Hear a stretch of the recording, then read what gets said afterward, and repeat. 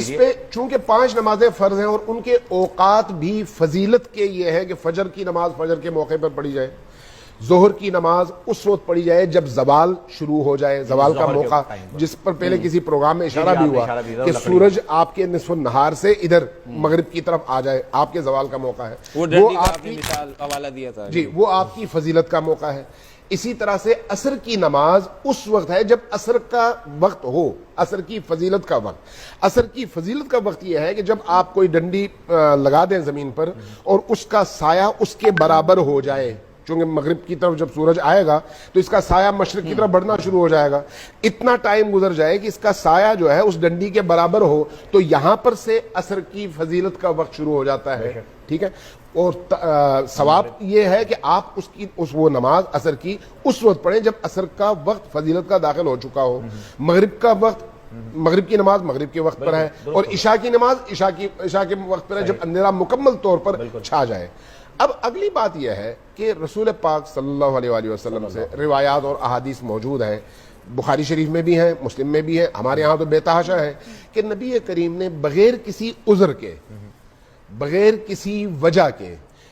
ظہر اور عصر کو ملا کے پڑھا اور مغرب اور عشاء کو ملا کے پڑھا۔ اس کا مطلب کیا ہے؟ مطلب یہ ہے کہ جائز ہے کہ اگر آپ کسی وقت ان دونوں کو ملا کر پڑھنا چاہیں تو ظہر کی نماز پڑھنے کے بعد عصر کے اختیار کا وقت شروع ہو گیا ہے، فضیلت کا وقت نہیں ہے۔ فضیلت کا وقت وہ ہے جب آپ اس مقام پر پہنچے، یہی کیفیت مغرب اور عشاء کی ہے۔ اب ایک مشکل ہماری یہ ہے کہ ہمارے ہاں جب دین جاہلوں کے ہاتھ میں آ جائے تو پھر یہی چیزیں تعصب اور مخالفت کا باعث بن جاتی ہیں۔ اگر ہم تعصب اور مخالفت سے نکل آئیں تو اس بات پر اہل حدیث بھی متفق ہیں، وہ بھی میں نے بڑے بڑے علماء کے ساتھ مل کے نمازیں پڑھی ہیں اور ظہر اور عصر کی ملا کے پڑھی ہیں، مغرب اور عشاء کی ملا کے پڑھی ہیں۔ فقہی اختلاف علمی رہے بہت اچھی بات ہے، وہ خود بھی کہتے ہیں کہ میں نے خود بھی کئی دفعہ پڑھی ہے دیوبند، ہاں تو میں بات کمپلیٹ کروں تو وہ یہ ہے کہ چونکہ اہل